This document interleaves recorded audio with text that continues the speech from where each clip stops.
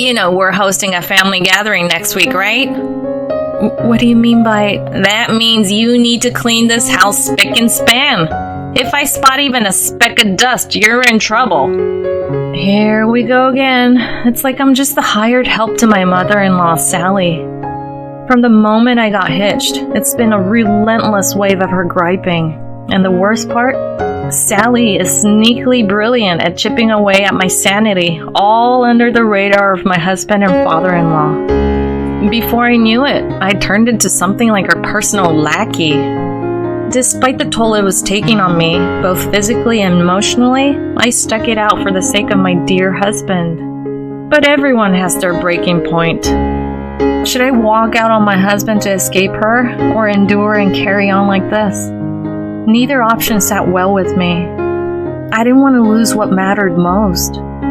So, I pulled together some backup from around me and started plotting a grand scheme to give Sally a taste of her own medicine. My name's Heather, and I'm 29 years old. Almost 2 years ago, I married my husband Ken, and since then, I've been living at his folks' place being a homemaker. I first met Ken 3 years back, and after a year of going steady, we tied the knot. At the start of our marriage, I had a job and we were living in an apartment about halfway between our workplaces. But not long after we said I do, I started clashing with my coworkers. There were a lot of older women at my job, most of them were older than me. It seemed like they held a grudge because I had walked down the aisle before they did. It wasn't long before they started making my life miserable, and I began to feel the strain, both mentally and physically. I hit my breaking point and spilled the beans to my husband. When I mentioned that I wanted to quit my job, he came up with a suggestion. So Heather, Mom's actually been asking if we'd consider moving in with her. What? Your folks' place? Yeah, it sounds like she's having some health issues lately, and Dad's not getting any younger. They'd feel more at ease with someone younger around. Oh, I see. That makes sense. Your family does live in an area with quite a few older people. Yeah, that's true. I've been pretty worried about them, to tell you the truth, he said with a troubled smile. He was probably concerned about his aging parents. I heard they had him pretty late in life, so they must be pushing 70 by now. His worries about them made sense. Plus, being an only child, he must have been their pride and joy.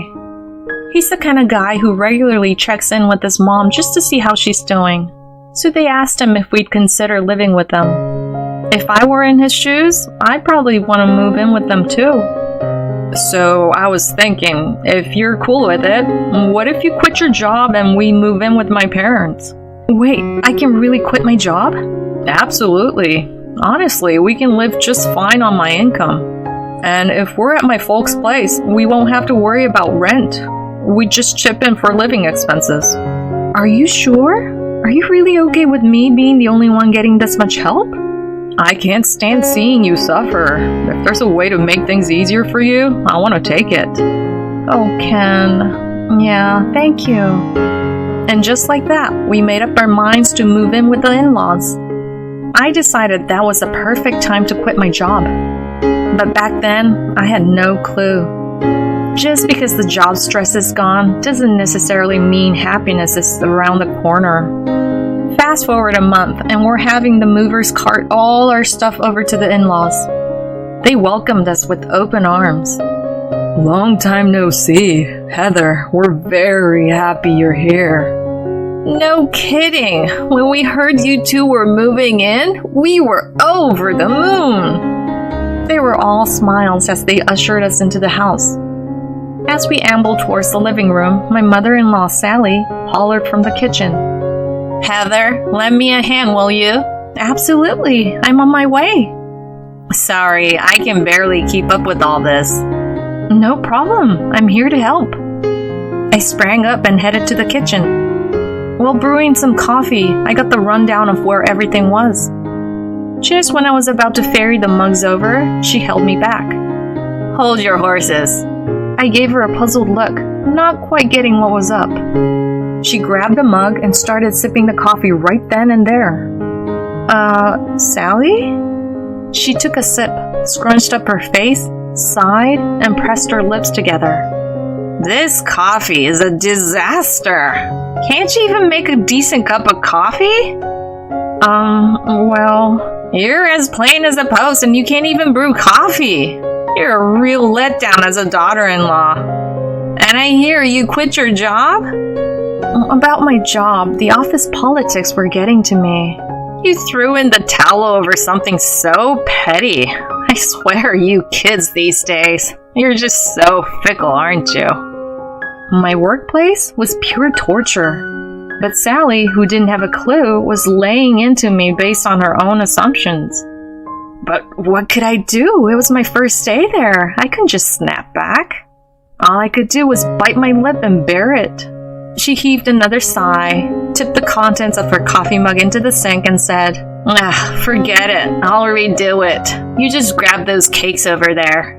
And just so we're clear, hands off. You're the dud daughter-in-law, remember? I did as I was told. From then on, Sally was all sweetness and light whenever Ken or my father-in-law were around. The sniping started from day one of our cohabitation. Since I was jobless, I was stuck at home during the day. Basically, I was under house arrest, only allowed out for groceries. Clean up properly! Look, there's hair all over! Who taught you to hang laundry like that? Do it right! Your food tastes like cardboard. I can't believe you're serving my son this slop. Day by day, her acid remarks were chipping away at me. One evening, I thought about bringing it up with my husband. Before turning in, I broached the subject. Ken, listen. When I said his name, he beamed at me. Heather, I can't thank you enough. You've been keeping my mom company during the day, right? What? My mom looked really happy today when you were in the bath. She said it's like having a daughter around. She said that? Yeah, totally. You know my dad is always out hitting the links, right? She was home alone all day, so having you here is a load off her mind. He gave my hand a gentle squeeze and smiled, saying, I mean it. Thank you. The moment I saw his face, I was at a loss for words. What should I do now? I had just about mustered the courage to talk to him about Sally when he caught me off guard with his words. The last thing I wanted was to stir the pot in my husband's family because of me. Given the situation, I felt I had no choice but to suck it up. When I met his gaze with a strained smile, he looked back at me, worry etched all over his face. Oh, my bad. You were about to say something earlier. What's up? I couldn't bring myself to spill the beans and ended up playing it off like it was no big deal. A year flew by since we moved in with my in-laws, and Sally's relentless torment didn't let up. My spirit was scraping bottom, but I held on for the sake of my dear husband. Recently, Sally's tongue leashings grew over the top and she began piling on absurd demands.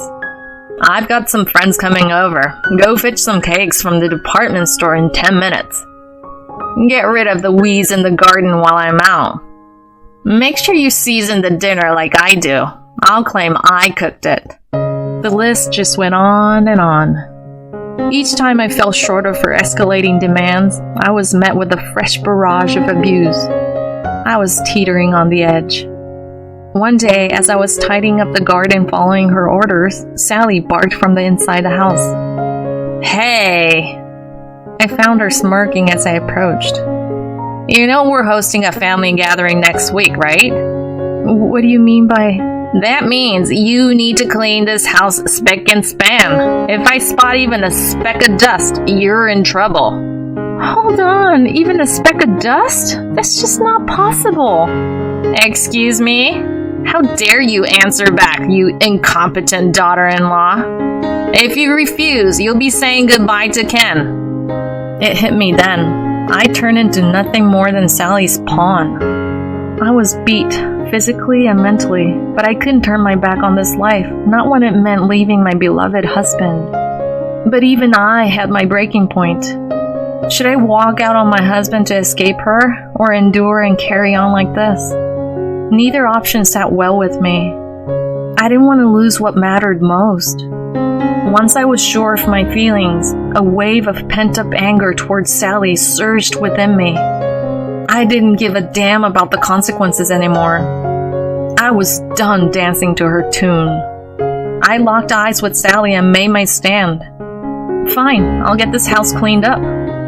Oh, isn't that something? I wish you showed this much enthusiasm all the time. This time, I'll make sure not to let you down. Well, I'll be expecting good results, but don't forget, failure won't be forgiven.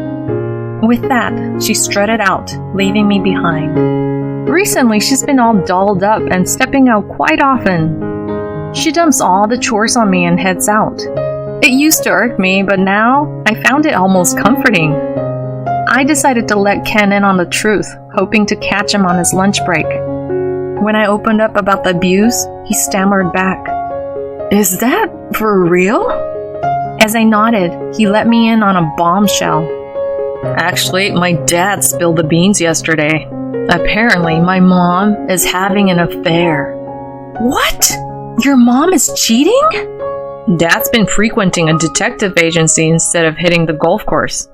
He's gathering proof of her affair. They're even mulling over a divorce. What? I can't believe it's come to this. I was at a loss about how to break this to you, but I guess it worked itself out. Mom mentioned she'd be late today, so let's sit down with Dad later. Just the three of us. Who would have thought Sally was messing around on the side?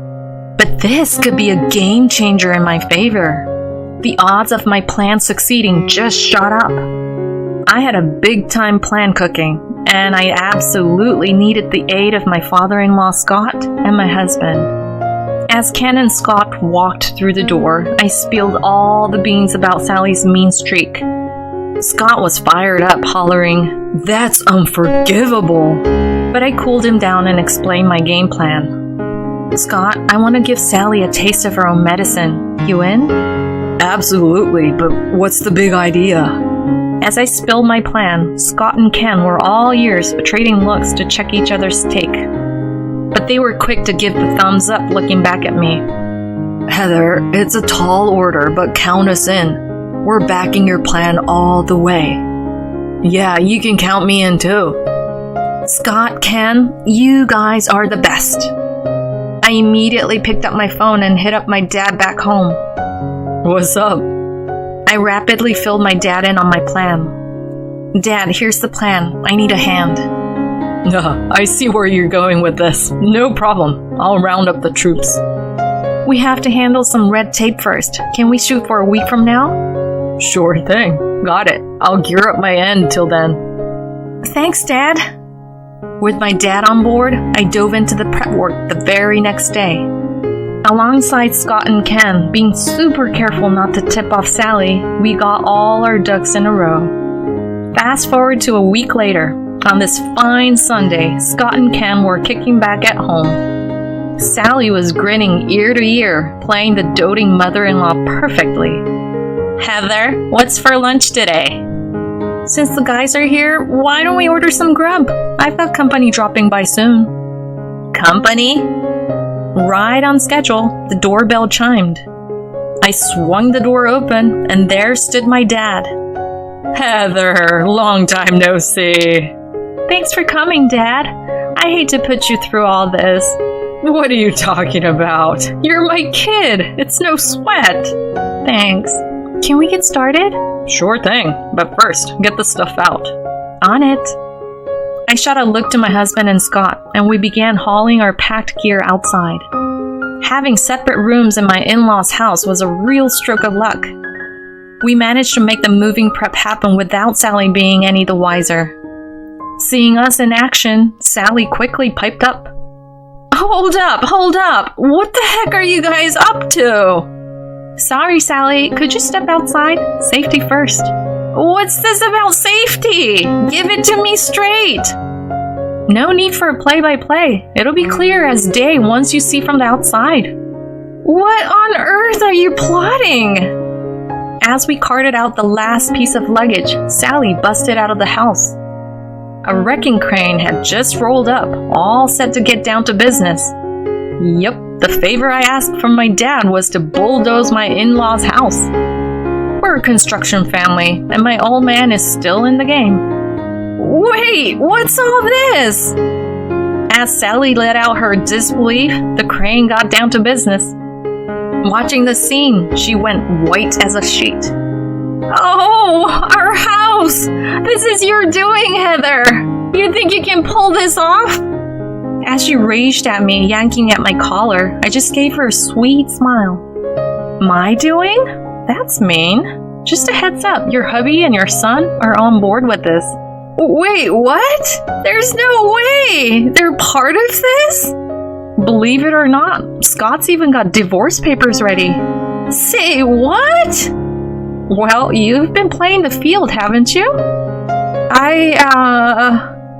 Sweat was trickling down Sally's forehead as she stumbled backward, her mouth hanging open. The knockout punch came from Scott himself.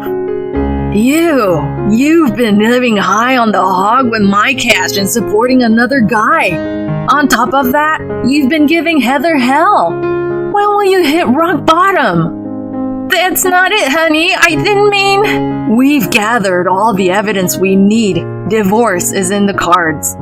I'll reclaim all the dough you've blown, including damages for me and Heather. If you won't agree to the divorce, I'm ready to take this to court. Brace yourself. No!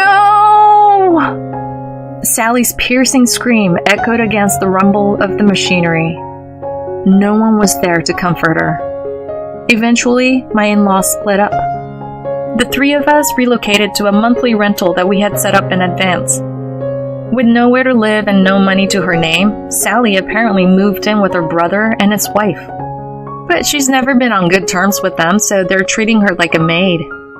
While working a part-time gig to scrape by and paying us damages, she's at the mercy of her sister-in-law's bullying. Karma's a beast, isn't it? She could use a bit of self-reflection.